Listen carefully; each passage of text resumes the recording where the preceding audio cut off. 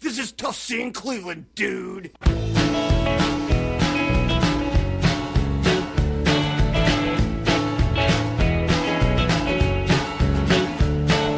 Bodies all hang headless and limp. Corpses with no surprises. The blood comes down like the devil's rain. We'll bathe tonight. I want your stuff. I need your stuff. I want your stuff. I need your stuff. Demon I am, a face I feel. See a skull turned inside out. Cause gotta have you on my wall. Gotta have you on my wall. Cause I want your stuff.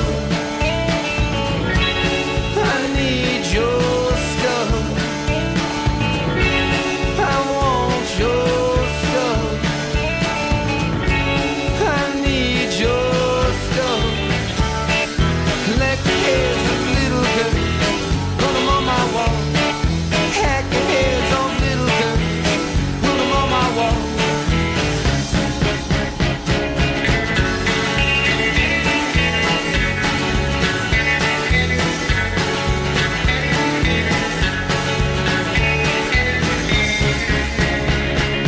Bodies all hang heads and limp. Corpses with no surprises. The blood comes down like the devil's rain. We'll bathe tonight. I want your stuff. I need your stuff. I want your stuff. I need your stuff. I want your. I need your. I want your. I need your stuff. Tough seeing Cleveland. I am Nick Wolf here with you. It is a beautiful March day. Dave Muzzlecock in the studio, producer extraordinaire. Hello. And Def Chef will be back in a minute. He's showing our guest, Gary Kane, how to make coffee up in the studios. We are not really good hosts, I guess. We're still learning everything, and we should bring out a spread for our guests. We have like champagne and a chocolate fountain and a nice bed of lunch meats and stuff. Eddie Doldrum, we took him away once they were hovering around the buffet table. It just ruined the overall USDA quality of everything. But Boys ain't right. we got a great show here today already. Eddie Doldrum is in. I've been tweeting about, I don't tweet, Facebooking about them, playing their demo all over Facebook. Dave shut me down. We'll talk about that in a few minutes. We have Gary Kane from Forged in Flame, very big star. He's here. He's making coffee right now. I wonder what kind of if Jess got one of those fancy coffee. He's probably got like a coffee maker from the 70s. You should just shelve it. It's quicker. Lasts longer. Well, Def Chef drinks nothing but Mountain Dew, so we have a Mountain Dew machine here in the studio. People have bad habits with them. I don't understand this. The magic of radio. Go look for it. Yes, Eddie Doldrums. Look for the Mountain Dew machine. There's a Pong video game next to it too.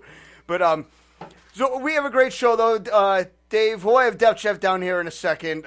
He's like I said, there's a bunch of stuff going on upstairs.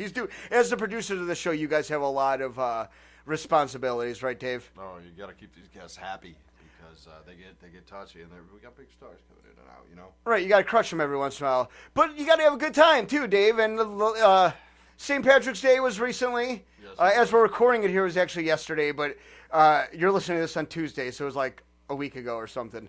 I'm not good at math.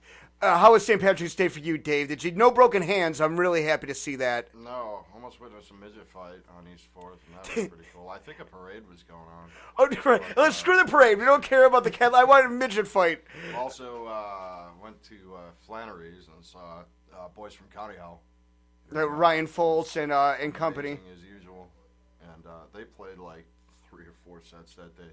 They played from 8 until like 1 in the morning. They make more money on that day than most bands do in a year. Playing for a few months and stuff regularly. Yeah, they're not going to leave the house for another year now.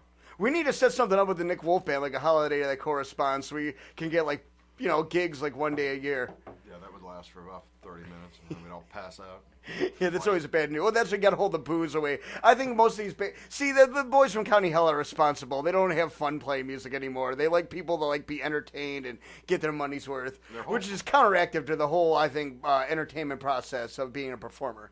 Oh, yeah. Go on, I'm sorry. So you're down Flannery, you just saw them... okay, so at what point were you blackout drunk? Did you control yourself, or... Oh, no, I wasn't drinking. I don't drink. No, that's right. This is just rumor. I forgot. You just like you like going downtown on St. Patrick's Day for the conversation and camaraderie, right? Singing rap songs on the rapping. There's no reason to go downtown anytime on St. Patrick's Day. That's the only time ever to go downtown, and it's for fighting and drinking and banging in the alleys. I'm surprised there wasn't more. Actually, it was a pretty tame crowd, and that was probably the most people I've ever seen in downtown Cleveland before. So. Well, they were. There was a rumor I heard. A lot of people idiots in Parma. I'm not talking like real people, but they're all like, I heard it's $15 to get in. How are they going to charge for Euclid Avenue? You can't really do it. But I think idiots in Garfield and Parma and Old Brooklyn probably believed it because they were all terrified. They didn't go down there. Any reason not to go down with the ethnics in Cleveland, they usually shy away from anyways. Oh yeah, that's the one day everyone does make an exception and go slumming though. Right. The buses, they still run for free? No. You like to drive. You like for an all-day pass, and they were checking on the way in and on the way out. They wouldn't even let you into Tower City off the trains unless you had a ticket in hand, in case anyone hopped the train on the way in getting past. They were, it was tight. It was like airport security. Oh, yeah. And you like carrying box cutters everywhere you go, and whiskey, so that must have been a real pain in the ass for you. It's whiskey, yes. Kind of shit are you guys talking about? All right, Def Chef is back in the studio. Is Gary good? Is the coffee going? Coffee's going. We really will, among other things, among the Laotian girls giving massages, we have to add coffee onto the guest perk list. Yes. I thought the intern was supposed to be doing this. You are the intern. Oh, yeah. I technically am the intern and the host. How does that work? So we're not at Poon Drive Studios. We are at the deaf the retarded Deaf studios. Fortress,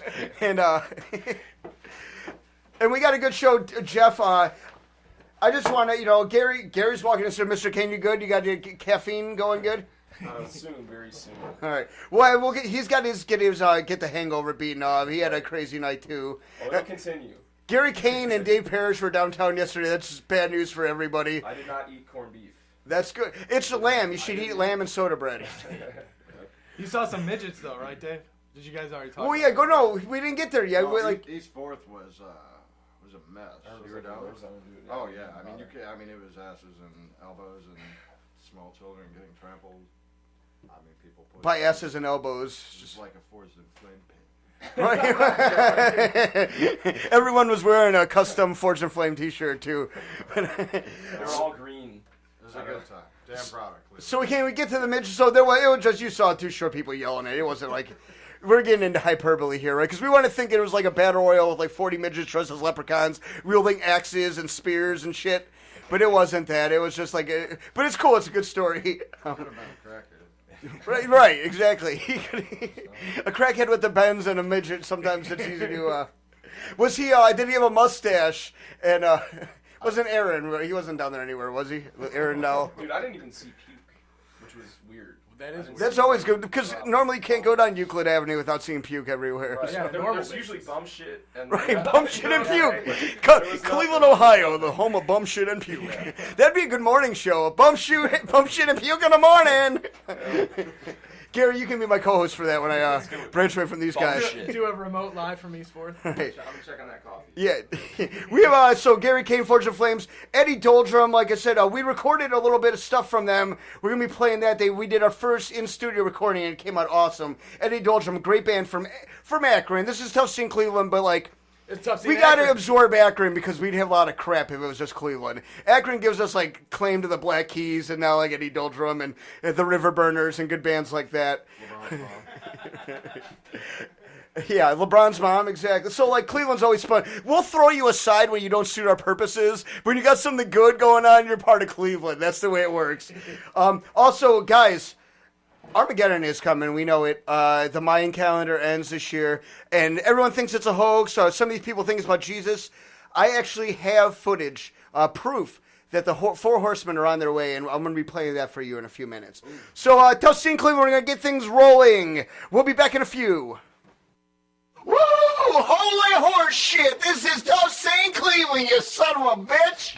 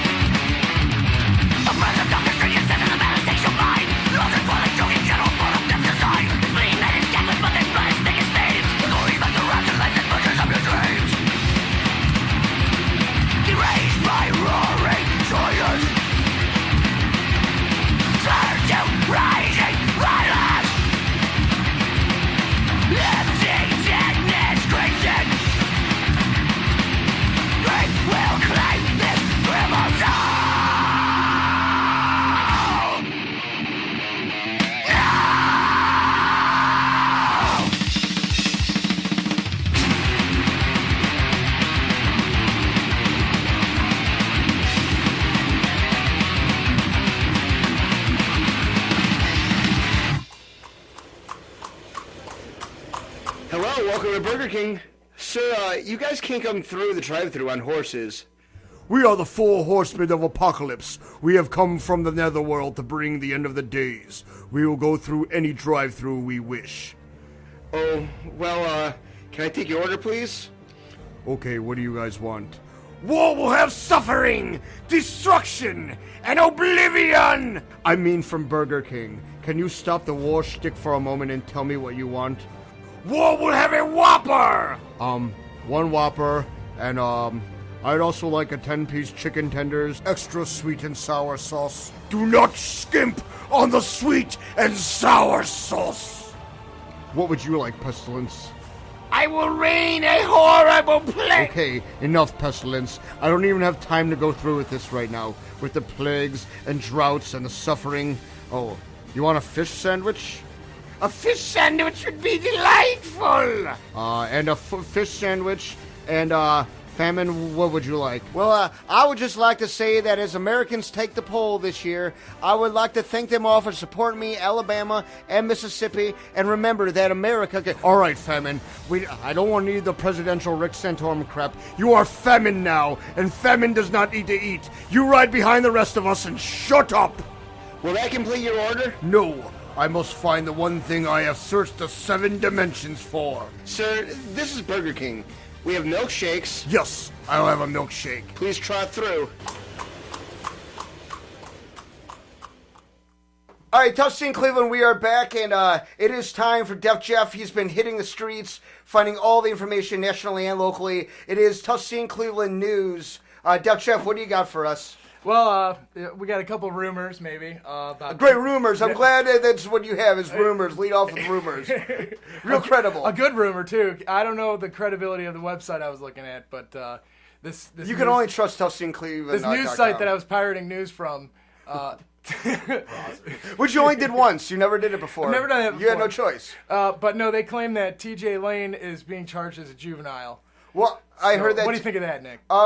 I heard that too, actually. And obviously it's bull. There's a lot of people that are, I'm sure, freaking out about it. I think when you do something like that and you're that close to the 8, like, really, what's this kid going to get out of it? He's going to go to juvie for a couple of years, get out.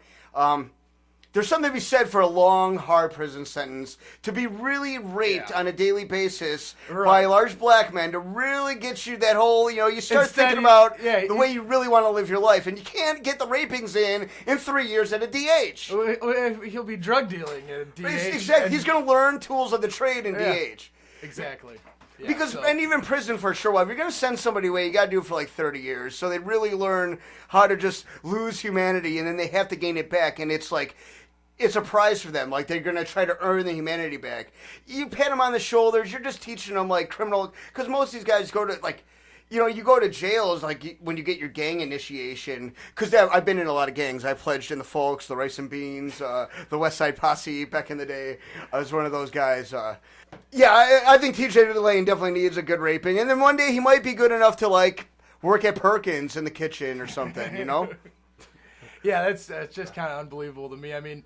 for me, my shooting sprees all end the same way in Grand Theft Auto, with the cops gunning me down from a helicopter. And they say kids get too much from video games. I think kids really need to take the video game thing all the way. Yeah. What else can you say about that, Yeah, he's... Dave? You got anything, Dave? So, yeah, TJ, so now, can the legal defense, can they appeal it at all? Or that's how it's going to be tried? Or are there any tricks? Well, from what I read, the prosecutors are going to still try to push for him to be tried as an adult. But... there's going to be, apparently the judge is saying, juvenile. So. This kid's a copycat, and, there's only going to happen more. You got to lay down the law. Or don't, really.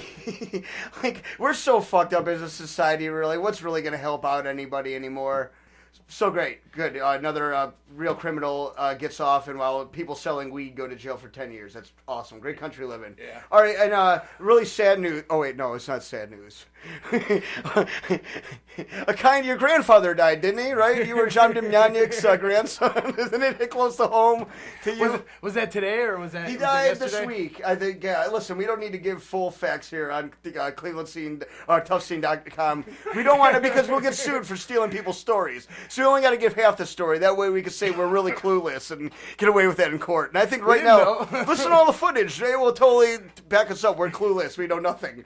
But, yeah, he passed away. So am I doing the news or you?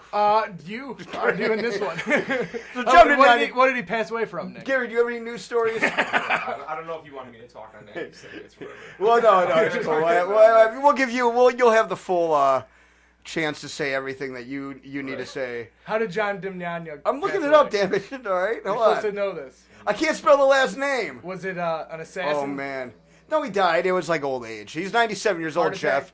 All right, it wasn't from. He wasn't Nazi shooting curse. heroin at a gay bathhouse. Okay. No, John Deniak obviously is from Parma. He gives us another great name because the studios we're at now, we always rotate, but we're in Parma right now, and the sun is shining here. I know the rest of the city, it's just blue or it's sort of black and blue and raining and shit, but it's beautiful here. It's been a big story. About 30 years it took, and they finally like find him guilty and he dies. Like Right. that's. But like, TJ Lane gets 2 years. Right. Well, you want to. There's You think justice. you want to rush up the whole defense and stuff like, hey, we got to really on a timeline here with this guy. So Yeah, I remember that from back when we were like 5, 6 years old. On Right, so we Channel can put the 5 with Wilma pages- Smith and, we can turn the page of bad history for the city, and John Deniak has passed away. He was obviously he's been under trial for being a prison guard at was it Auschwitz or Nuremberg or one of the death camps, and so it really plagued our lives, but we know nothing about it, only arbitrary facts. But it also turns out he killed Amy Mihalovic, so we can just put that all that to one's rest. done too. Yes, Okay. so. 2 birds with 1. Okay. Right. All right, Tustin Cleveland, that was the news, Jeff. Deaf Jeff, thank you very much. All right.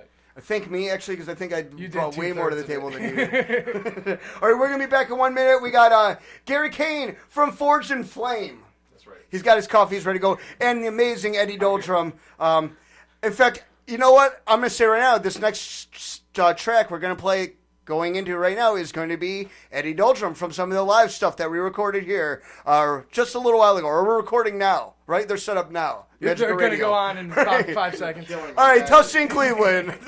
I have no concept of magic. It doesn't work.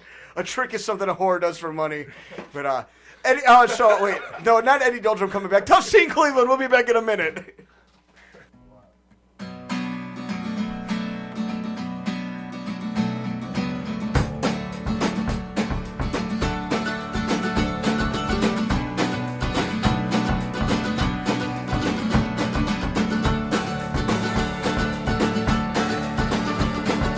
My little brother Shakespeare speaks so eloquently.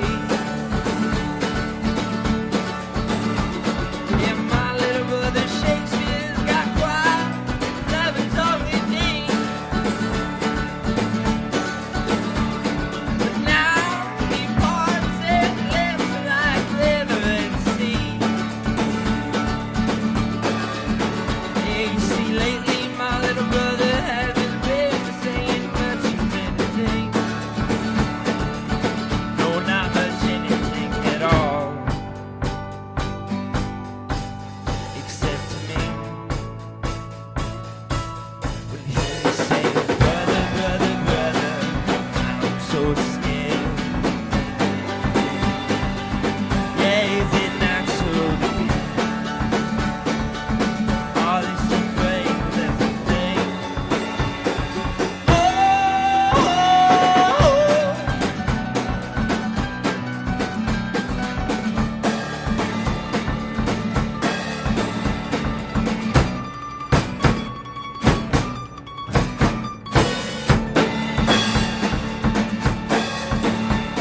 Yeah, my little brother Shakespeare, he breathes so quietly.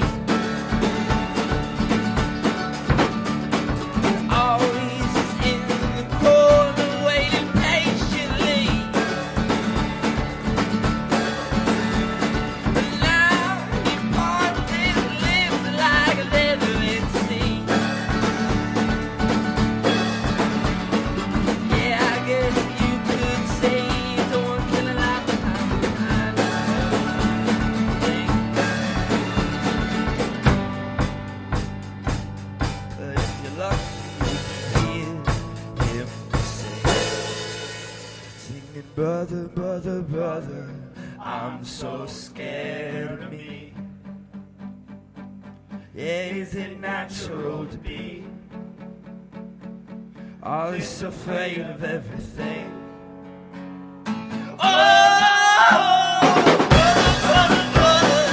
I'm so scared of me. Yeah, is it natural to be all this afraid of everything?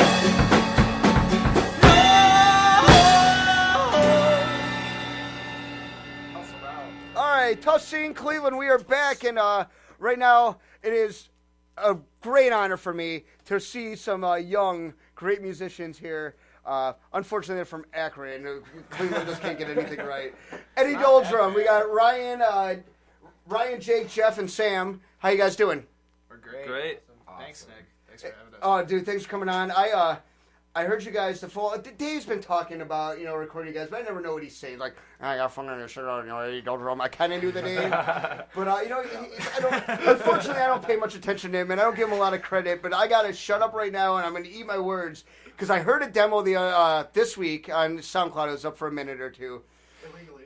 It blew. Yeah, you guys did not endorse it in any way. Yeah, somebody went rogue on this one. He cowboyed it, but I thought it was awesome. It blew me away. Honestly, I'm not just saying that to kiss your butt or anything like that. Really cool. I like kind of this underground, like this more folky kind of feeling, musical kind of American kind of like.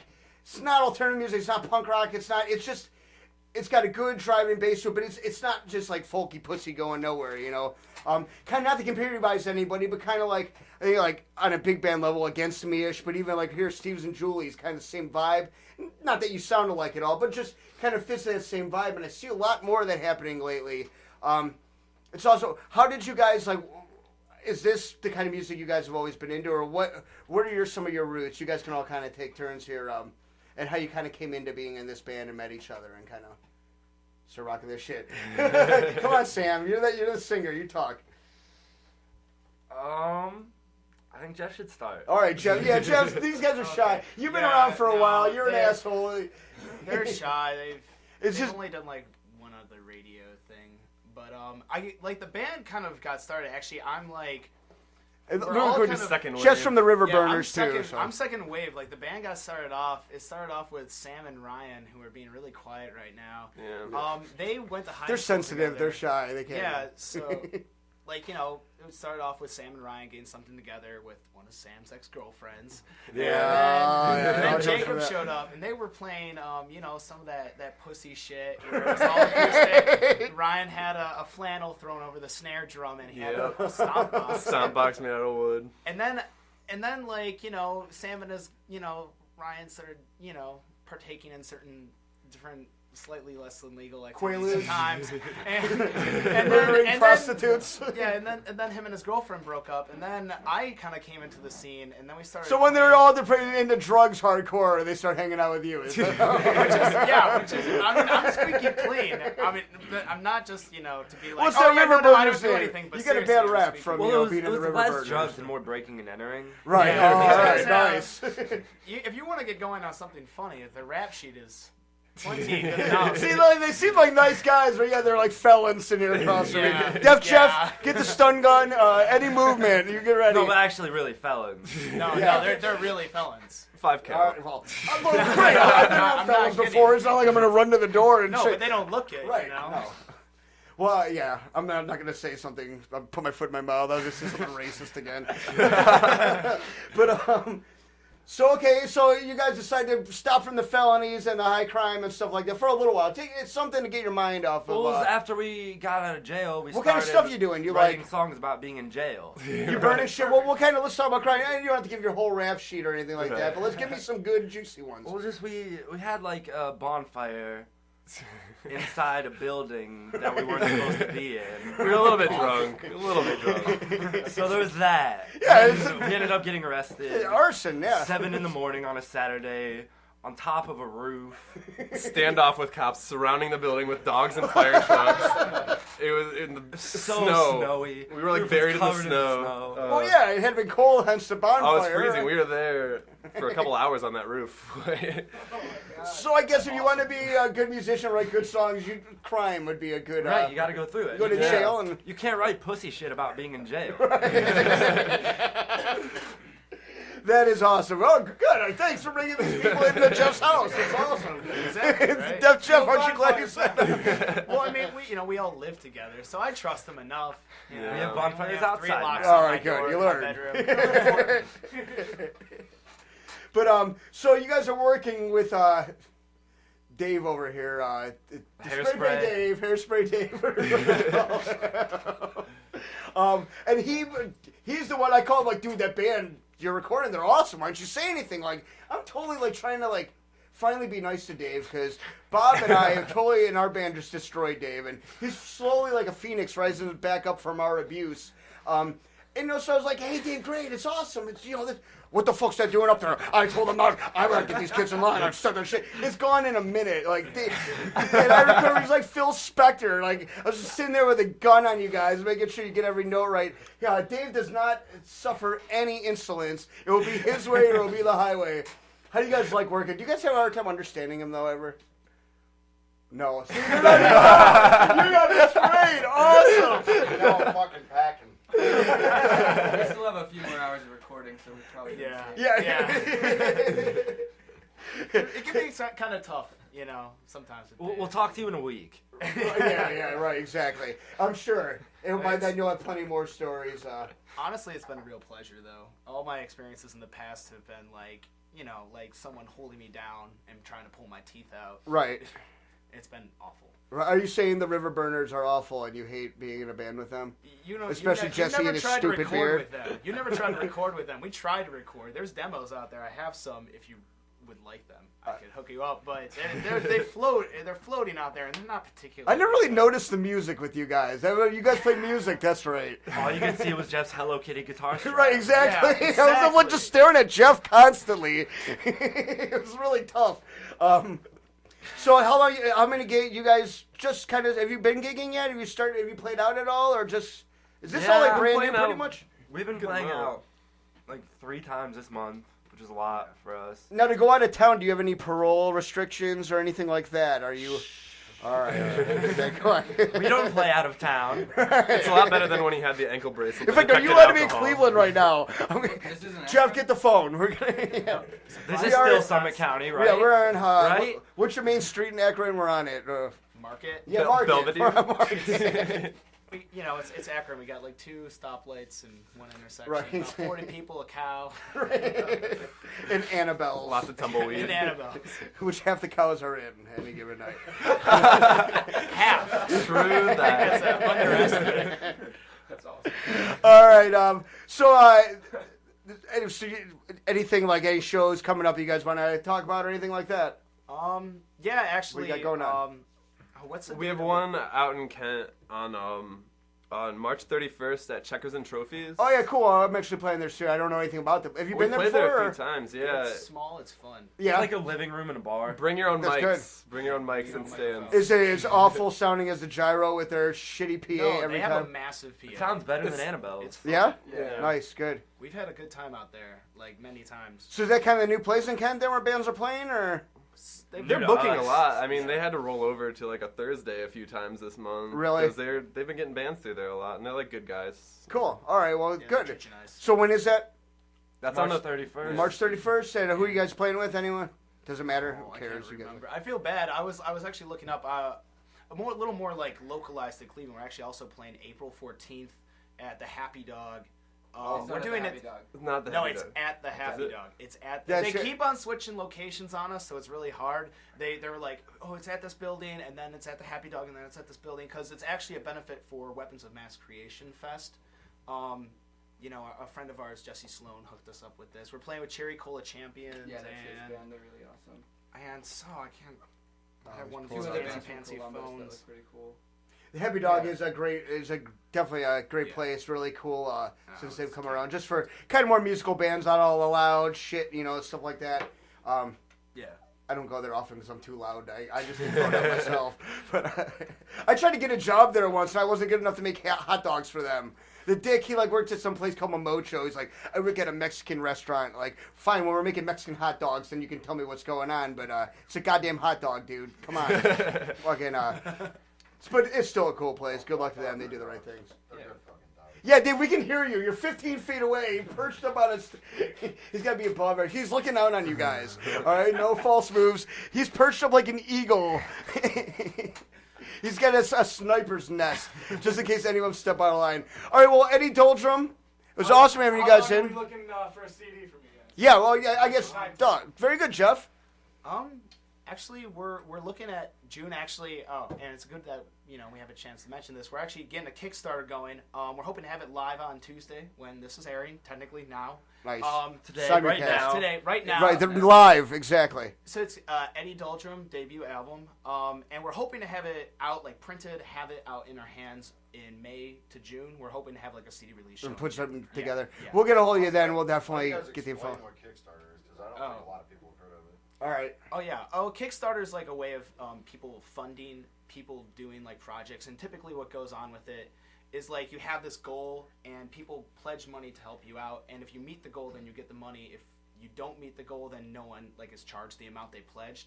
And we have like, a lot of times you have like little goal gifts, and like for $10 like pledge we're gonna give you a CD. Like you get a CD out of it, we'll ship it to your house, Right. that kind of thing. Like for $25 we're doing like a T-shirt and a CD. That's That cool. It's kind of that's like, really neat. it almost goes back to like VIZ, totally, yeah, the telethon. Yeah, it's just like a telethon, and it's really cool actually. It helps a lot of people like get this stuff funded. How do you get all of them? What is it? Kickstart? It's on the internet. It's Kickstarter.com. awesome. Yeah, Kickstart.com definitely sounds cool. I'll check it out. it's really cool. A lot of bands use it.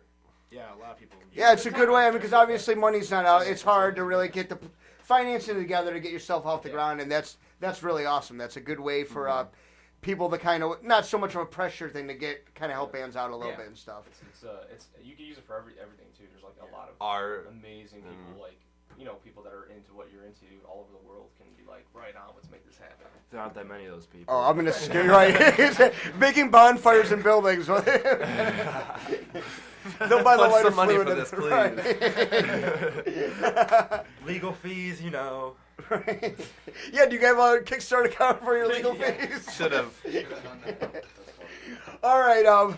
So Tough Scene Cleveland, guys, it was great having you Thanks in for here. having us. Yeah, man. Awesome songs. I'll definitely be checking you out. I'll be at the shows and stuff like that. Any news you guys have, let us know. And once again, thank you guys very much. Thanks a lot.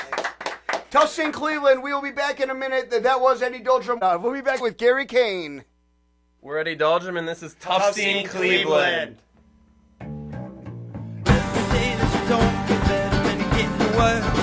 Every drink that you want to take, you don't own to feed your thirst. Ain't no seed that could ever grow if it didn't really hurt. Ain't no way that a kid like me ever have some kind of work. You're filling all those holes up with my cigarette butt. Next time that it does rain the street to a flood. Next time that it does rain, all the streets will flood.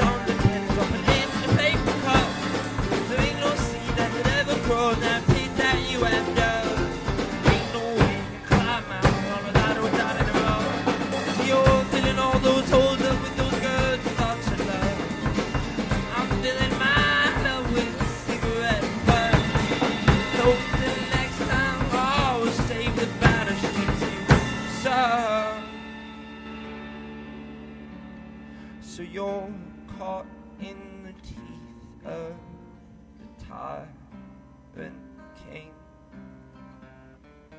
Another little bird just keeping his mouth clean.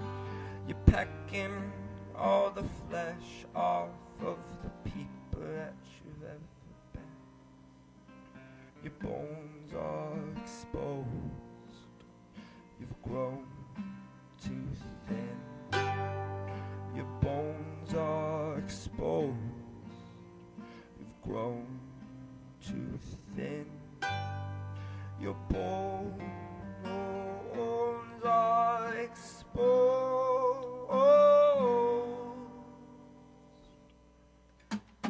Your bones are exposed. Every day I'm getting better at feeling worse. Yeah, I call that progress. My sadness comes first. Ain't no secret ever good if it didn't fucking hurt.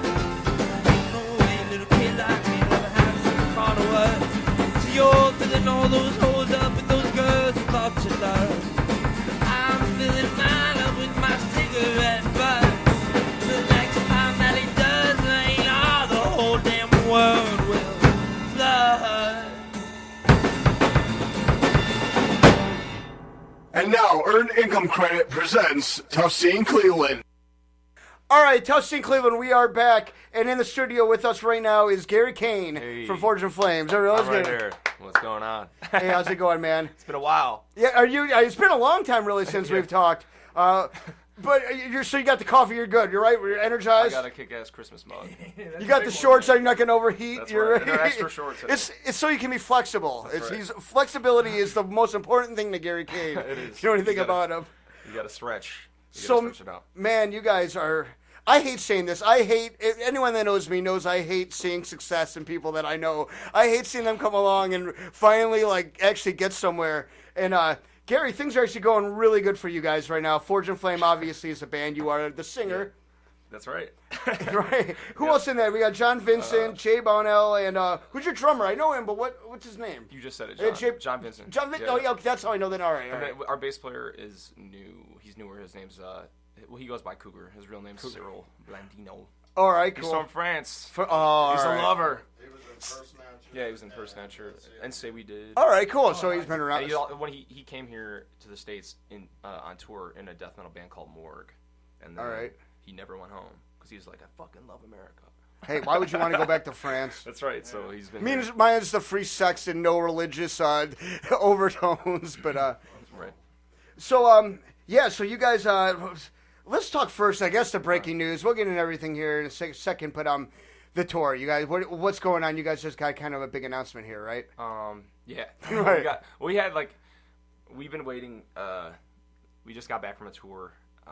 At the New Year hit. Where was that? Where we did a North American run with Corporal Kalani. My voice is not working right now because I drank so much. Man. You gotta drink so much. Yeah, we did a North American run with Corporal Kalani and Arcona, Polka Dot Cadaver. Nice. Cool. Yeah, they're good dudes. I'm gonna go see Todd's band. Todd's band Knives Out tonight. And they're playing with Cold Hand of Christ. Remember that band? Yeah, I remember the name definitely. I'll be Where's that gonna be at? That's at Peabody's. Peabody's, all right. Go down Peabody's. No, that was an awesome tour. It was our first actual real agency tour, and it was a month long, and it was insane. We'll talk about that a little bit. Yeah, right. But basically, so you worked out the kinks, so and you're ready. Your next thing we're definitely recording right now, and then we're gonna we were waiting for more tours, and we just got a call about 2 tours, and they're both freaking amazing. So. What's Testament, right? No, actually, well. I totally fucked everything up. No, we had thought it was going to be a run like that, but it changed a little bit. This June run is, well, I don't even know if I could say this right now. Because you don't want to get it down? Well, yeah. ForgedInFlames.com. We got a tour in June, and that looks really awesome. And then in July, I know it just got confirmed, we'll be out with Fear Factory and Voivod. That's awesome, man, yeah. Bands, and a bunch of other bands, and we'll talk about that too. So they're coming. Basically, keep updated. ForgedInFlames. Was it .com, right? Yeah, you can go to our Facebook and their Facebook. Yeah, they're around everywhere. So let me get my. You had to work it out. There you go. I cannot speak right now. Sometimes you gotta get. Yeah, that's what I do. Come on, Quaid. I'm gonna kill you. It's Arnold Schwarzenegger. Come on, baby. You son of a bitch. You son of a bitch. There you go. Now we're good. Here.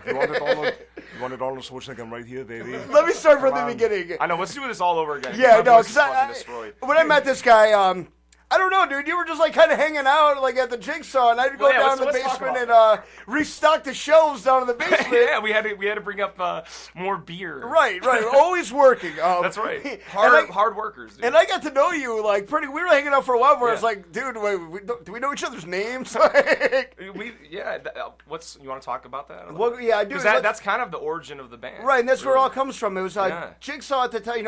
It was the Jigsaw Saloon. I worked at for a long time, and it's a staple in the Parma area. Right, definitely very legendary, at least in some people's minds and views. Other people could give a shit.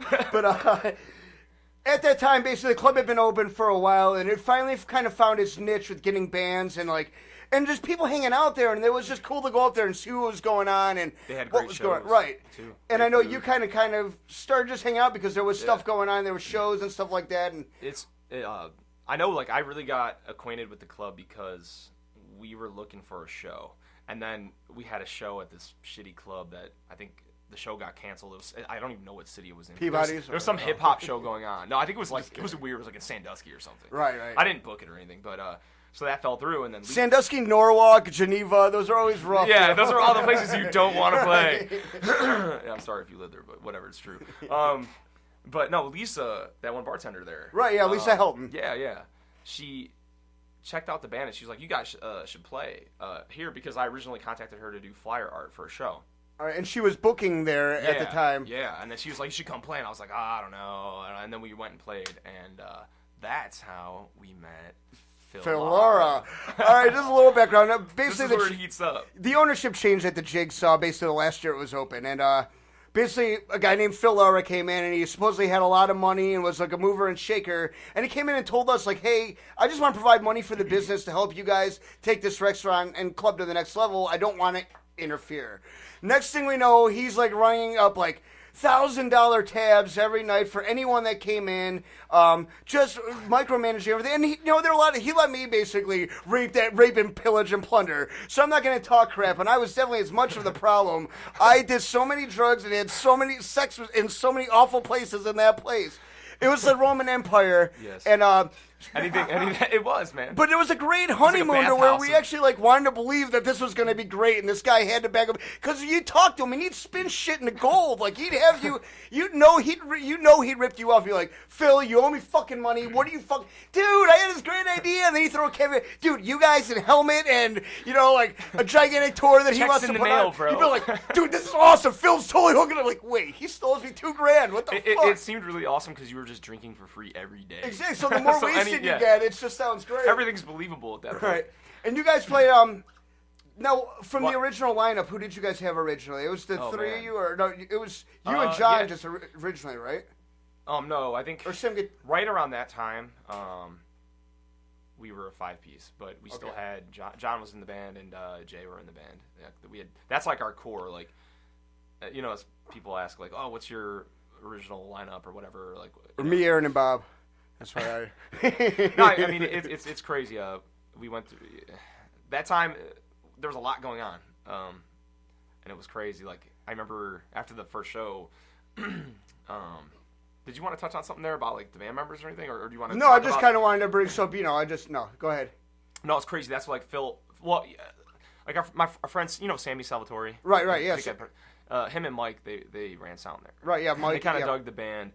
And because they're into like a lot of stoner rock and stuff like that. And they definitely do. And they would always. I love like when I get off my shift.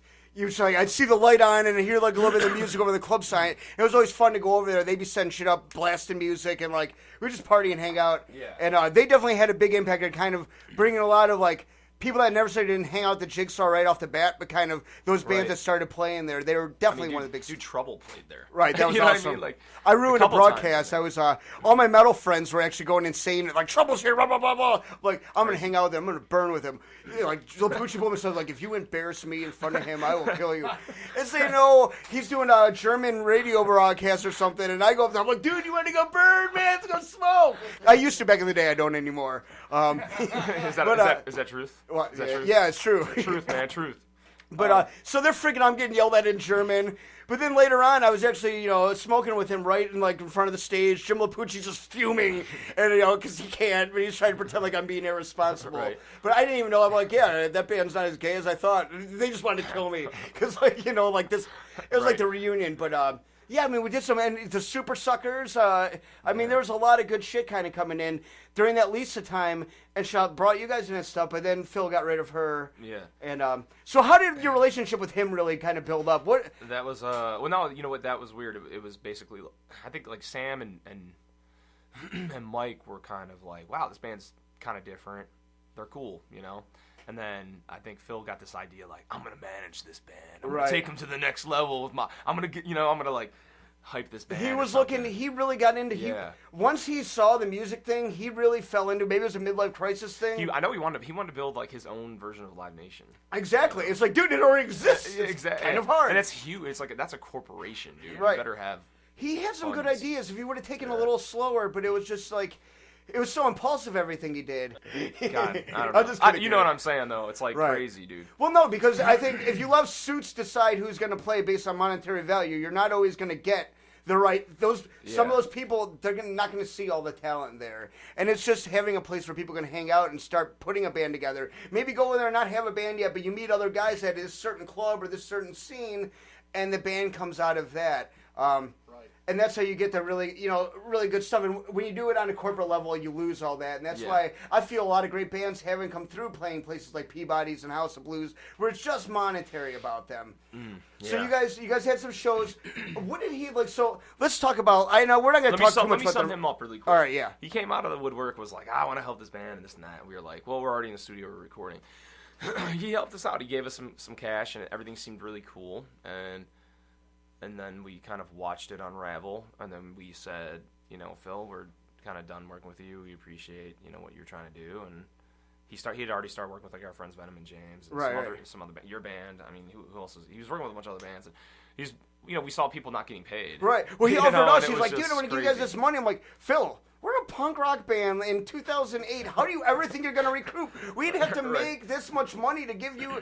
How do you see this happening? But he had a belief like, no, it's going to happen. It's cool. It's like, and for a while it was, but he would back it up for a while, like some crazy stuff. I mean, we never thought we'd see the Super Suckers or Trouble at the Jigsaw, but it happened. So you kind of had to believe, but then you start seeing things and you really kind of start looking and realize this is just a madhouse. Yeah. What happened with the Black Keys at the Agora? Oh. Well, basically, he booked them there, and I think. They were supposed to pay like 2 sold out nights. Right, and he never. No, did they actually play, or he didn't pay on the? Oh, he played. They played, and I believe he owed them $70,000. I think that's what the number was. Or 50. I think they actually got paid though. They did get paid. Well, they had I mean, that was a year-long lawsuit. I mean, it's up on the county website. You can see how many lawsuits there. And I wonder if I mean, and I haven't seen him around. I have no idea where he's at. But you guys, so when it all closed, when did it happen that you guys decided you need to get the hell away from him? Because I know anyone that had anything to do with him had that moment. Yeah. The big thing for me was getting. Well, it was weird. Some of our. He was like, dude, I want to pay your practice studio rent. We were like, really?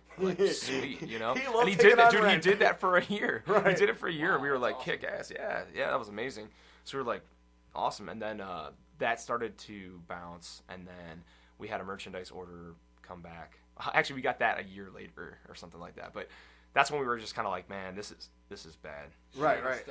Yeah, and plus, you feel like kind of ridiculous, like getting, your practice room paid for, but then your friends washing dishes or doing something, and it's like, dude, I have no money. Right. Exactly. And then you're thinking this isn't cool. You know what I mean? It was weird. Yeah, right. No, everyone's like, oh, look at him. He's fucking loaded. They don't have any problems. They're on the tit. No, you're not. Yeah. But yeah, it got really bad, and eventually it just disappeared. I got pushed to the limit too, where I just couldn't do it anymore. And so that all ended. And let's talk about the fallout. The kind of how did you guys go about setting your pet? Because you had some roots based out, and it all got uprooted. You had to kind of. Do you remember? I totally forgot about this, but do you remember I made that Phil Lara shirt? I want to talk about the shirts. Yeah. Target. Yeah, that was funny. Yeah, that was actually pretty. Cool. It was cool. The guy that took the photo actually kind of came after me a little bit. I was pretty upset about that. Yeah. Was that the scene photo? Yeah. Oh, okay. But I figured I had to use. I figured, dude, I had to use that photo because that was the only one everyone knew. Right. Exactly. I kind of told him that on the phone. He's a really cool dude. I mean, I would be upset too if somebody took my art and because what if they profited off of it a little bit? But we were just trying to recoup a little bit of the loot, and right. I figured no one else is really doing anything to say hey, fuck you, And I think that's important. I was pissed because Nick Wolfband was promised $100,000, and I didn't get a cent. When you guys get T-shirts, you guys get them turn this into a merchandising thing. But that's what you got to do. It was smart. I think he told us $130,000. Right. He tried to buy Chimera for $6 million. Right. What the fuck? Yeah, he threw them some number or something. I do miss his insanity. He was out of his mind. It's pretty amazing. So finishing, you know what? We're gonna take a break here. Gary Kane, we'll be back with you in a few more minutes. We're gonna talk about the rest of the saga of Forge and Flame. Yeah.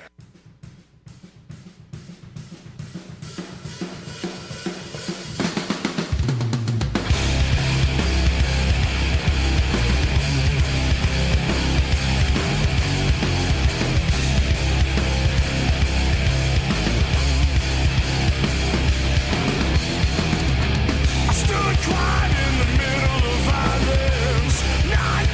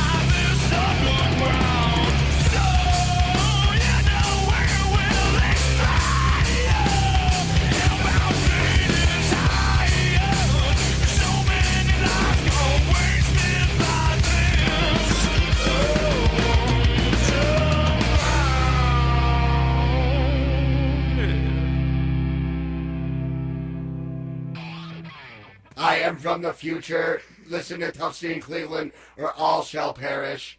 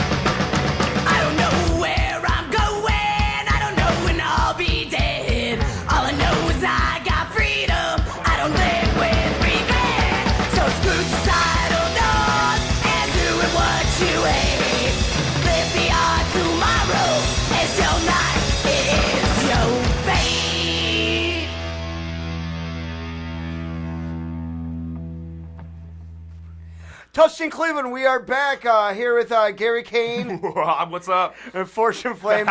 Def Jeff. We are here. How's it going?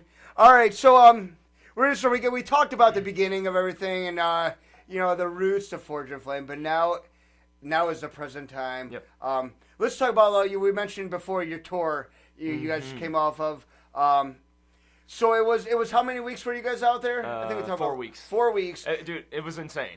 It was insane. And we were just talking about Canada and the wet chicks and Dude, it was insane. I mean, it was a North American tour and it was way bigger than anything we've done. How much of this are you guys is put together already? Like whoever put you on tour, you obviously have the gigs booked already, but how much of that do you guys actually have to yourselves get ready when you're going on a tour like that beforehand?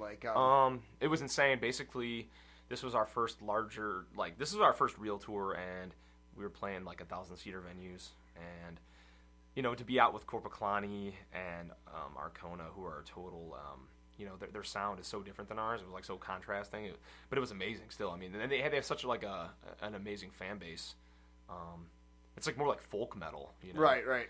So everyone's just really into it. Dude, you're seeing Armor, and you're seeing dudes in kilts, Right. Kilts I mean, it was Jeff unreal. would be into it. He's a nerd dude. There's swords. I mean, there's guys drinking out of horns. So it was dude, we obviously went over flagons of ale all over the place. Right? It kicked ass, man. It was amazing. But drumsticks of mutton. But yeah, to getting prepared for that was insane because you're playing bigger, venues and stuff so there's probably little things in your sound too that you got to tweak, right? Or yeah. Oh my God. Well, here just us getting ready for this tour was amazing because we didn't have a trailer. So, I'm going through Craigslist looking for a trailer to pull on, connected to our van, and I end up calling a buddy, and we get this trailer, and as we're driving it back from purchase, from buying it, freaking tire explodes, fucking fender flies off, and we're dragging fire behind us. It would be a tour if there was some sort of vehicular calamity, so right? with like 2 days before we had to leave to be in Canada for the first night in tour, which was like Montreal,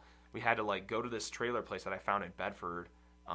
Completely, they threw a new wheel well or like fender thing on, a new tire, checked our axles. We had just got the van completely like looked over, inspected, had some parts replaced, and then it was like, shit, I hope this works. Right. We connected the trailer, put everything in it, and we just left. I mean, it was just Like- that was it. And then the first couple shows were insane. I mean, they were like, 1,100 people, 1,000 people. Like, Montreal was amazing. That was the first night. It was cold. Do you think the Canadian crowds, like, I've heard a lot, like, definitely get more into it and Totally. definitely more, because, They're I mean, awesome. we take things for granted in America, and not like they don't have entertainment in Canada, but just to have acts coming through and stuff like, I guess it's kind of like how we are in Cleveland a little bit, because we get skipped a lot as far as stuff. When you have something coming through and something you can get into, it's like those kind of audience are always the best to play in They're front. awesome, man. The fans in Canada they're amazing. Like they seem to take in the whole experience of the show. You don't see a lot of arms crossed. Right. You don't see like a lot of frowns and stuff like that. It's just It's not like the East Side. It's not like the grog shop. There's no grog shop in Canada. Yeah. It's like people are excited. Like kids are excited, man.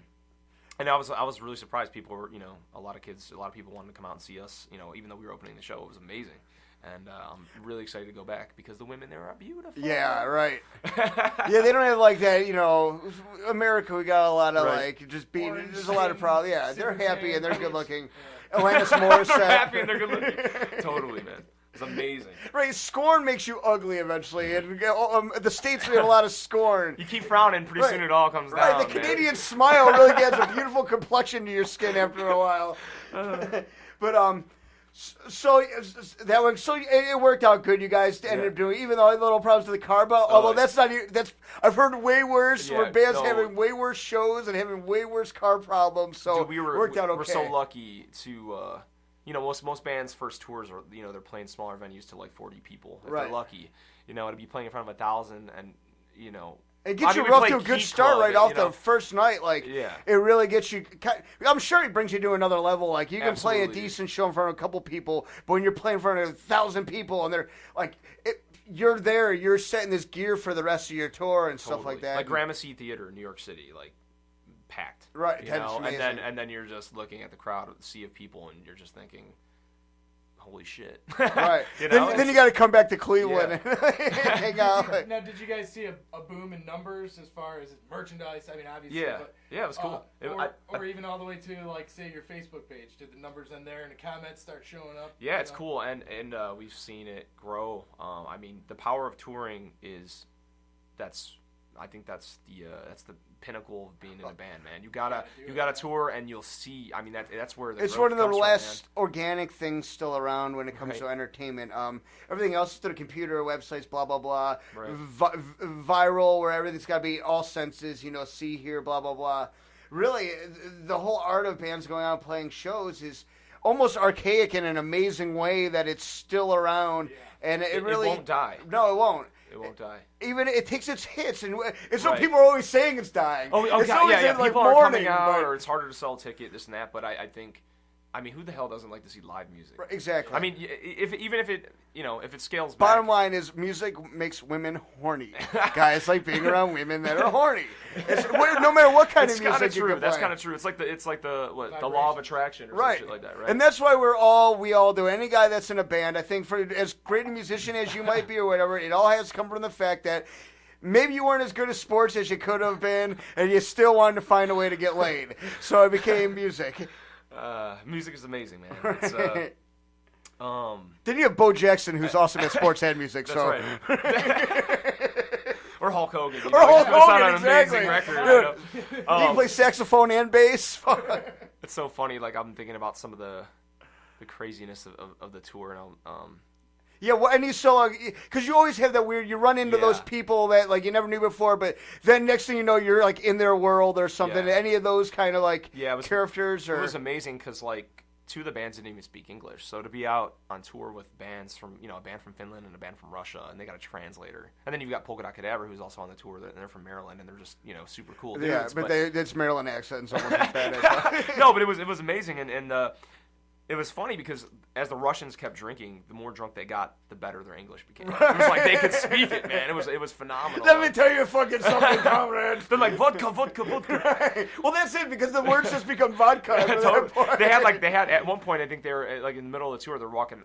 They had Aquafina bottles filled with vodka all the time. They thought they were so clever. They're like, it's not water, it's vodka. So and that's awesome because that kind of leads me to lately, actually for many years now, you almost see bands seem to be more serious about the money, and there seems to be almost this idea that bands don't party anymore, and that's obviously not. I'll say this: the first night of the tour, someone got robbed. Yeah. Buying blow. I'll keep that a secret. Right. Yeah. But it was pretty funny. Oh God, it was so funny. I like seeing that. I'm glad to know that still goes on. And that was the first night, dude. Right. So I'm like, really? Dude, it got insane, man. I mean, in Canada? It was in Canada. It was in Canada. It was hilarious. It wasn't anybody from my band, right? But God, man, it was unreal. It was guys from the Netherlands. Maybe. But you got to be careful. I just real quick. So we actually, because when you're playing out, and we were never on tour, but we did a couple day things. Yeah. We were in Detroit, and we decided we wanted to have a little fun and kind of enjoy the evening for as long as it could possibly go. Right. And but we didn't know anyone in Detroit, so we stay in. Phil Laura was paying for us to stay in the Holiday Inn. Holy shit! And this guy hooked up. Right. That's class, man. You got a hotel. Money down. Yeah, holy exactly. shit. Well, Mark Morgan got screwed because it was on his credit card, and eventually, and he was writing porn and shit on it. Oh, really? Well, and I walked back in the room, and we all had one room. Parrish and his girlfriend had their own room because Parrish is a big star. Right. He's gonna be the guy that takes his own bus. Right. Exactly. And I get back in the room. I was hanging out with the other bands we played with. They kicked me out of the room. I come back. Our drummer is sitting on a bed watching porn, sprawled out. Bob's hiding under the bed, curled up in a ball, and Aaron's in the bathroom. A cloud. It must have been the air must have been good because there was a cloud billowing under the door. But just a bad scene. But we saw some guy in he was part of in Detroit, a group of people that there are a lot of in Detroit. So we thought naturally, being guys from Parma, he was an African American gentleman from Parma. We're like, this guy can get us blow. We're a scumbag. Right. Not that I love everybody, but I'm kind of ignorant because I'm from Parma. It's just accept it. Right. Well, no, and he's like, meet us up in your room. I'm like, dude, come on. They're like, Mark, let's go meet this guy. Aaron's like, are you guys stupid? Don't go to this guy's room. So we ended up not doing anything, but I would have gotten robbed and thrown out a window, and I wouldn't even known the difference. Yeah. So you got to be very careful. Somebody actually lost their mind on tour too. Actually, it was the I don't know if the guy was a fill-in, but it was the violin player of Corporal Kalani, man. He just flipped his wig and had to fly home and. Really? Yeah, it was weird. It was really weird. He was kind of an odd guy. Well, he's a violin player. Yeah, it was kind of. If you're not in the orchestra, he's like an oddball that he would have sit in his section. So go join some rock band. It was pretty crazy. Man, it was hilarious, man. I think the biggest thing on tour is trying to. I think one of the biggest things on that particular tour was just trying to find a good bathroom. Right. Yeah. I could not find a good bathroom, dude. I had some weird stuff happen in Tempe. I was we were at the clubhouse, and I go walking down the street. Because their toilet's like a prison toilet, and as soon as you open the door, there's no lock. The whole club's waving at you basically. Right, You're right. Just sitting there shitting. But so I walked down to this 7-Eleven, and there's this Native American guy who has no eyes. He has no eyes. Right. And he's sitting Indian style. Seriously, he was. Was there a house up the street that was haunted by ghosts? And he was selling bald eagle feathers. Whoa! I'm telling you. See, that's what tour's all about. Hold on, it gets things. better. So. I go into this little convenience store, and there's a sign on the door that says if you buy something you can use the bathroom. So I'm like, right on, I'm gonna go buy Rockstar Lemonade because I've had 2 hours of sleep and I definitely need something to drink and I'm just exhausted and I cannot wait to shit. So I get to the counter. I'm thinking this is a total scam because any club that doesn't have a bathroom, the next place that you're gonna go use the bathroom is next door. Right. So if you're that place next door, you just say, hey, buy something and you can use our bathroom, and then you can always pull this card, which I think is what was happening over there. The guy's like, oh yeah, dude, I don't have the key, I'm new. I'm thinking sure you are, right. dude. So I continue my journey, go down farther. They don't trust him yet with the bathroom key. Yeah. You know, that's a prized possession, dude. You don't want to lose the bathroom key. So I go down the street and I find this really odd. It's almost like a strange Olive Garden sports bar. It's the only way I can explain it, man. It's very weird. So I go in there. I find delicious salad and breadsticks and sports. Yeah, basically. And you might get the UFC fight in there. You know, enjoy your pasta with the UFC fight. But so I go into the bathroom and it's like this like piss yellow bright bathroom and I pay really no attention to the writing on the wall. There's some writing on the wall in there. And I'm just doing my thing, man. I get up, I'm washing my hands. Door comes kicked in. Poof. Where's the blood? I'm like, what? This guy's got 2 gloves on, spick and span, all that stuff. He goes, where's the blood? And I'm like, what blood? What? And I'm thinking like, what the hell? What is this about, man? And he goes, look at the wall, man. There's blood on that wall. And I'm like, holy shit, there is blood on that wall. I thought that was Sharpie. So there's like something sprawled in blood on the wall. And I totally regret to this day like not taking a photo of it. But I didn't get to read it because as soon as we noticed that there was like this huge like some kind of weird cryptic message on the wall written in blood. He goes, he goes, look down there. And right where the toilet bolts in, there's just this mound of like chunky blood and heroin needles. And I'm like, holy shit! So I run back into the van, get completely naked. And you're just dude. crawling with I get out germs. the baby wipes, and I'm just like, I'm going in between my toes, back of my legs, my every part of my body. It's like the crying game. Just yeah. Dude, there was so many stops like that. Because that's what you take for granted it's bathroom and eating at nighttime. Yeah. You know, you become fearless. You're fearless after 2 weeks. You're just like, if you don't sleep, you'll do anything. And then if you don't even care about bathrooms. But I did have another funny bathroom thing in Georgia where it was like this little shack. It looked like a little cabin, man. I opened the door. There's a guy with a shotgun, literally, and he's got the like the like deer antlers and everything on the wall. It looks like something out of Texas Chainsaw Massacre, basically. Right. And I'm like, dude, do you guys have a bathroom? You're my fave. Yeah, so I'm like, I'm gonna go out to the side, use the bathroom. I asked him about the bathroom. He's like, go to the side, use the bathroom. So I'm like, all right. So I find this little door and it has like this little sign that says out of order. I'm like, great. So I go back and I'm like, dude, out of order. And he's like, oh, just go on, push on. He's like, go on, push on in. So I push on in and there's just a mound of leaves. There's no toilet. There's leaves, dude. So I'm like, holy shit. So I'm actually like I'm like shoveling the leaves off the shitter, and the only thing that's going through my mind is like, God, wait a minute, the kids are playing. I'm thinking like, is there snakes in here? Are there spiders? I don't know shit about like Georgia really, but I don't know if there's any. I'm sure it's crawling with venomous stuff. Totally. I mean, it's Georgia. It's like that's kind of what I'm thinking. So as that's going through my mind, and I finally get it cleared off, I start to like get ready. I'm like about to pop a squat, man, about to sit down on this toilet and do some work on it. Door comes swinging open. Guy's like, oh! And I start screaming. He sees me, and this is a different guy, just some guy who's getting gassed. And he goes, oh, I'm so sorry. I'm like, hey, no problems. I'm gonna do this. Are you, I'll be real quick. This ain't gonna take long, buddy. I've been holding this thing for 14 hours. I just shoveled 4,000 pounds of leaves. Yeah, I'm like, dude, I've been holding this thing for a minute, man. No worries. I'll be right out. Door opens again. Right after he closes it. You in a band? And I'm like, yeah, I am, dude. And at this point, I'm just going, it's just, dude, there's no holding it back.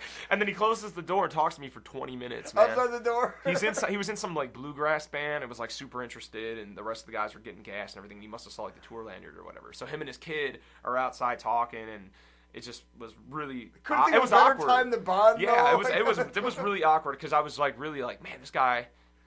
It hit me afterwards because I was answering. We were having a full-on conversation because I didn't really care. But afterwards, I was like thinking, like, man, that's kind of odd, man. Talking to a complete stranger through a door as you talking should. to someone who's taking a dump. Yeah, but I was like, you know what, though? They're friendly in the South. Yeah, it's the South, man. Yeah, see your northern attitude. You're so uppity, you think you're better than everybody else. You can't talk to some guy while you're taking a shit in a pile of leaves. It was just funny, man. Two like barge-ins like that were. It was like back to back almost. It was weird. I would leave. I'd go home because I take my going to the bathroom very seriously. Yeah. I don't like anybody being anywhere near me at any time. I would have just hopped on a Greyhound and said, "Screw you guys." We were in Toronto. This is kind of like left field, but I'm cruising around the stage, big stage, and I'm piecing it up. I'm talking to the crowd, and I got my foot on one of the wedge monitors, and I hear out of the back of the crowd, you selling hot dogs? And my zipper's way down, dude. It's just like burst open, like, and I look down. I'm laughing, man. I'm just laughing, like heckle. It wasn't even a heckle. Right, It was truth, advice. dude. It was good. It was like, truth. they had your You know, back. so I just zip it up, man. I talked. It was so funny, man. I can't remember what I said to the dude in the crowd, but he ended up buying merch, and we were bullshitting all night. It was hilarious. That is why Fortune It Flame was is the a weirdest big shit. hit. Oh yeah, it was amazing, man. Free hot dogs. That's how cool Canada is, damn. And they're helping you out, you know. Right. They're like, look, dude. Oh yeah, Gary Kane, Fortune Flame, Weird. that's awesome. Well, we'll be back in 1 second.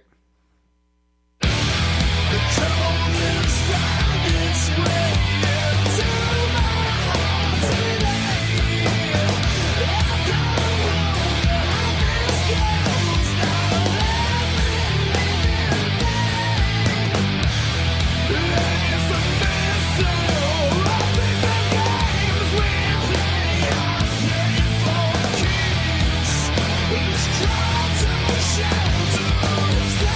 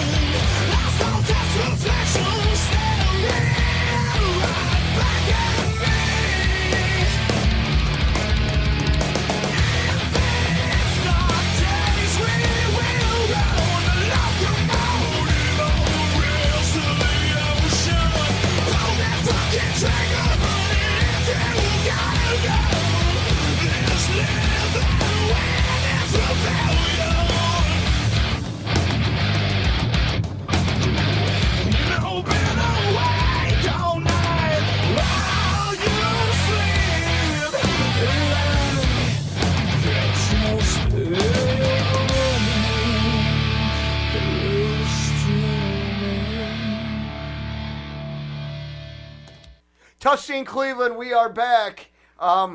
We got Gary Kane, Forged in Flames. We're just talking about the parallels. Right. It does. Was that something thought out ahead of It was. It's so Gary Kane, Forged in Flames. I'm here. But just talking about the trials and tribulations of going to the bathroom on tour. Yep. So that is the kind of information you will get on Tough Scene Cleveland. But so right now you guys are back. You're doing the recording. How's that going? How's the process so far? It's awesome. It's really good. We're recording at our friend's studio. It's called Bad Back Studios, and it's in Cleveland. It's with Dave It's not Johnson. far from here, right? Yeah, it's pretty close. Lapucci was talking about it. Okay, yeah, from Soul. Yeah, It's- we're right. recording. Yeah, Big Metal. Big Metal. Dave Johnson from Soulless, and he's also in this really awesome, sludgy, slow Death Crawl. Death Crawl. But yeah, they're called Death Crawl. They're amazing. Yeah, they are phenomenal. Yeah. So we're tracking with those guys. We're tracking with him, and we got 16 songs tracked. I don't know exactly how many we're gonna release. I'm finishing up my vocals. We've got some, our guitar player Jay just got endorsed through EVH. Right, EVH Eddie Van Halen amps. Yeah, so that's really exciting. So, and we're supposed to get an amp soon here, so that's going to be on the record, and we're going to retrack some stuff with that and do a lot of his leads with the EVH amp. You guys gonna have that palm muting stuff in the guitars now? Or just write some of that into the I song? don't know, maybe some crazy what whammy bars. Though. Yeah, right. Probably not, but you're gonna start working like riding a giant microphone on stage and doing karate He's moves. gonna pull out the wireless drill. Yeah, We call him Diamond Gary from now on. That's gonna be amazing. That's very cool. Though. Yeah, How that's did that come about? that's good. Yeah, it was Def Jeff. That's why he's here. Stepping it up. No, we were in. I think we were in California, and he was playing out of a 5150, and everything just kind of burst, and we didn't know what was going on. There was like that smell, that smell you never want to smell as a musician, which is basically electronics. Just that like gone rubbery, haywire. fiery kind of. So the tech, Pat, actually, who's the singer of Swashbuckle, a thrash band on Nuclear Blast, a sweet band. He was teching for Corporate Clowny. He kind of brought it up. Hey man, let's just start using the EVH amp, and we talked to the band, and they were totally cool with it. So we kind of used the EVH gear for the rest of the tour, and it sounds phenomenal. Right. So I mean, it was like amazing. And then we ended up talking to Chris at EVH, and they were like, hey, we'll help you out, and That's how it happened, phenomenal, man. Yeah. So that was pretty amazing. And that's good. I mean, you guys are totally doing like the band thing the right way. Like you're doing a certain amount of things yourselves, but there's also a certain amount where you have to branch out, and you really, if you want to be in like kind of like that river of the bands that are doing something tour and your professional bands, you got to kind of like you guys kind of putting this with EVH together and stuff like that. It's all like part of it. Like you've done the thing with building your band up and doing all that you can do by yourself, but you have to be proactive when it comes out there meeting people and building up relationships and then doing what's expected of you. And you guys are definitely doing it, like just a great example of that, and it's friggin' awesome, man. And another thing I saw that was really cool on YouTube. Now you guys are kind of recording like little webisodes for your. Yeah, we do. Yeah, it's funny. Like, I love to shoot video and I love to shoot photos, and I do all the artwork for the band, and I have since the beginning of the band. I don't know if that'll ever change or whatever. Right, like all the T-shirts, all the logos, everything. That's your art. Yep, and we just decided, we started shooting some video, and some of it's amazing, and some of it's like hilarious, and it's a lot of work, like doing that stuff. Right. We were like, I we should hate start editing throwing video this stuff just up. alone. Yeah, so we just started shooting some video and started throwing it up, and hopefully, the plan is while we're touring now to have a ton of video and to have that up all the time. Right, because you have the content to your site, and people are constantly have a reason to go there. Or even put it on DVD down the road live, Right. Yeah, it's all. Quit giving him advice, okay? Listen, he's doing fine by himself. Yeah. But that's for us, all right? You can steal our whole secrets. Every live DVD, or a lot of them have. You think the Colonel gave away recipe number 12 or Never. number 12? He took that to the grave, right, baby. Damn it. That's so funny. People like that stuff. Though. It's People awesome, like man. To see behind the scenes. Yeah, and it's cool. I mean, we're not one of those bands that really we don't take ourselves insanely serious. We definitely take our music serious in what we do, but right, but you have fun when you. Yeah, we're right. not Dream Theater or anything like that. You know what I mean? You know what I'm saying? Like, Def Jeff's a big fan of Dream Theater. Yeah, so is Metal J. So it's all good. But when are you looking at this album? When are you guys like regional? When you expect it to come out? Is it like summer? Or? I know we'll hopefully be on tour in June. We should know really soon here with a really awesome band. Nice. We'll definitely be out in July with Fear Factory. And we'll have the announcements. We'll keep you. Also, you go to forgeandflame.com, but we'll also keep you abreast to everything that's going on. The battle plan basically is to have the record in hand and be ready, for tours by June. So, we should be throwing out a album name and giving you some info, because for a while we were on the fence of, is it going to be an EP, is it going to be a full-length album? Right. We're kind of still on that fence. We're still trying to figure that out. It's so weird, the way to market things on the internet now. Sometimes there is like an idea to put out less because you're going to put that up right away, and then maybe do that a couple of times before you put it all together as an album. Do like 5 tracks, then put it all together, and it's just a marketing way. But there is, there's a reason why the old way worked for a long time. Yeah. So it definitely would, like the technology, nothing's set in stone, but there's so many things you can do now that it's just like hit and miss, right? Totally. Absolutely, and I think for us, since we're still, we're very lucky. We have a great agent and a great manager, and we're an independent band still, which I think in this day and age is pretty impressive.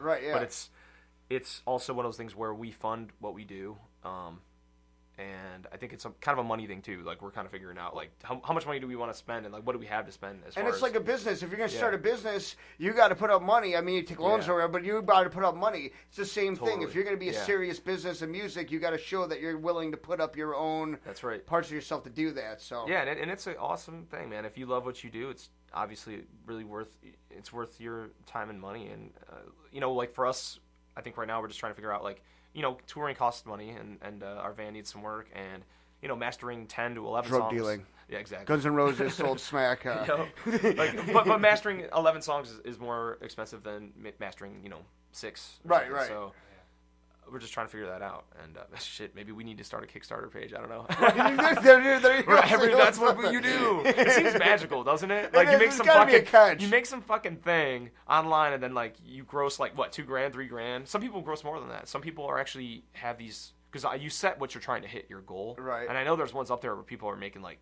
$10,000 or $20,000 to make these like amazing things, And there's some awesome stuff out there. I think it's a totally cool thing. How long till it gets corrupted, though? That's... Yeah, tomorrow. Comes down with the internet, because eventually it's going to be strippers selling their underwear. Yeah, that's the way. Then that's the way everything happens on the internet. It's really cool for a minute, right? Then it becomes MySpace. Right. Yeah. It's Anakin Skywalker. Yeah, it's like Jar Jar Binks, like But that definitely is just a great. Another way for bands to be inventive and try to find some way to finance themselves, because it isn't easy, and it doesn't get any easier. But you just gotta, you gotta do what you need to do and rise up and keep pushing your band to that level. And you guys are definitely a band I've seen do that over the years and stuff like that. Awesome. Since 2006 you got together. Yeah. And then I kind of knew you like 2008, I would say. I can't believe it's been that long. Really. I know. Time friggin' flies, man. It seems like maybe a year. It's weird. I mean, it goes crazy when you're doing stuff. When you're doing shit, when you're having a good time and you're, things are just flowing for you. For me, it's been slow. It seems like 20 years. It's been bad. It's been rough, complete man. misery or what? I'm finally getting back there, but yeah. That's good. Well, that's good, man. But so Gary Kane, Forge and Flame. We will have all the news, the tour news, and when the album's coming out. Yeah, we'll be back, man. I'll definitely come back. I'm gonna have obviously. There's going to be more toilet stories. There's going to be plenty more to talk about. There was so much stuff that happened on that tour. I mean, some kid had a seizure at the Key Club and was spazzing out. And I got late to the stage to go on, and that whole show. I think that was like I did not enjoy that show. Right. It was just, Vancouver was insane. I mean, we drove 17 hours through the Rockies, pure snowfall, 0 sleep, dangerous as hell. Right. Man. Wow. And when we got there, I was so sick I could barely sing. And outside of the Rickshaw Theater is just, it's insane. I've never seen so many like crackheads and junkies, dude. I'm talking hundreds, dude. Yeah. I'm not talking. Well, out west, I remember like in Vegas, there was like I remember seeing like there was this big parking lot. Like I don't know if it was a Mission or what it was, but out in the parking lot, just thousands just like sleeping out like it was a little shanty town. Like we actually it's kind of parked weird next out to there. a heroin needle depository. Wow. So if that gives you how does heroin talk? It's crazy, but it's it's real, man. It's real, dude. We're in a Parma basement. Okay, heroin talk is only natural. Yeah. It was insane. It was insane. I'm trying to think of some other things. I mean, Metal J kept a tour diary, but I want to read through that. And these next tours, we're definitely gonna have a ton of stuff. Like we were because you see all the things that you overlook. Like, dude, I didn't even take a camera with me on tour. Actually, I know I brought a camera with me. Didn't bring a charger, so it was dead. Nothing, right? You know, but you know, it was that, and that kind of bummed me out. But I mean, we have the diary. We have a decent amount of photos. We took a photographer out with us for 5 days, but he was too pussy to do the whole tour. Kevin, I'm talking to you.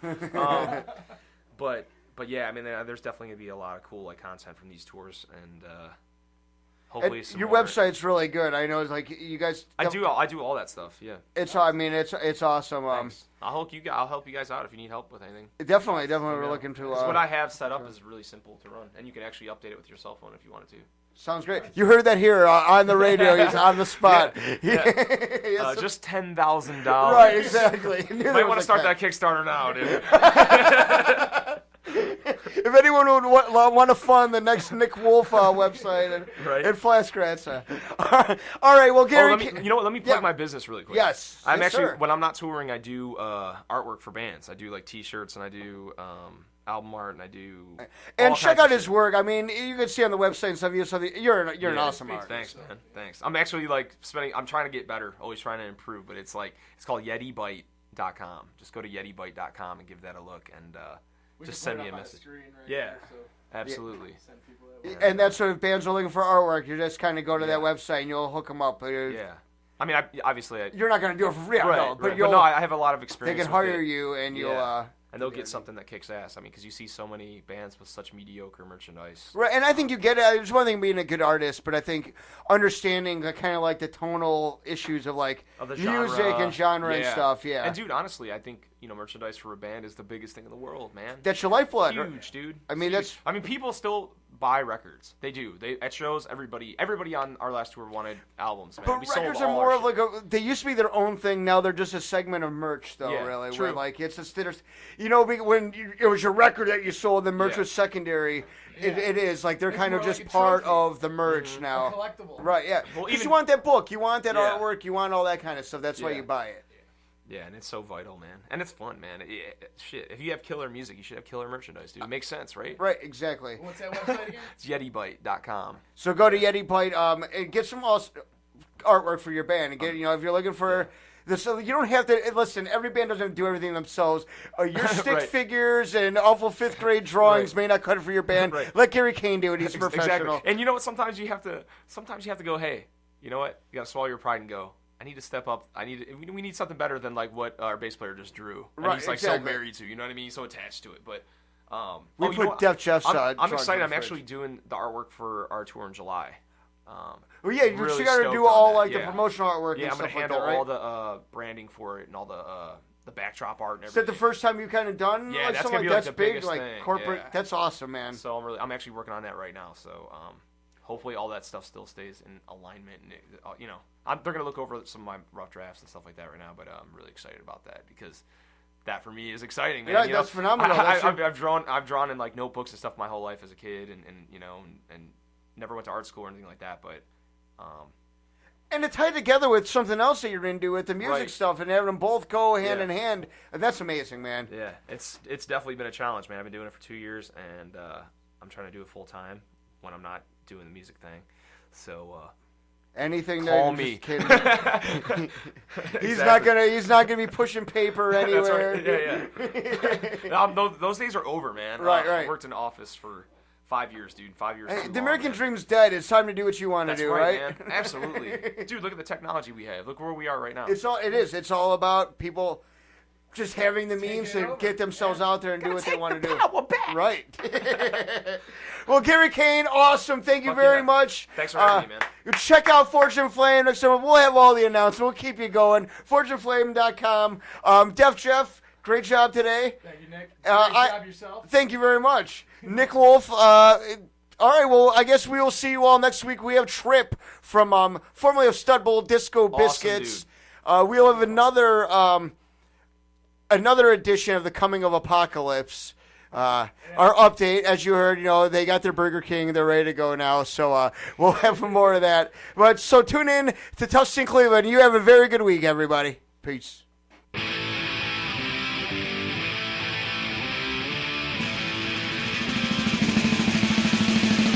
When I was younger,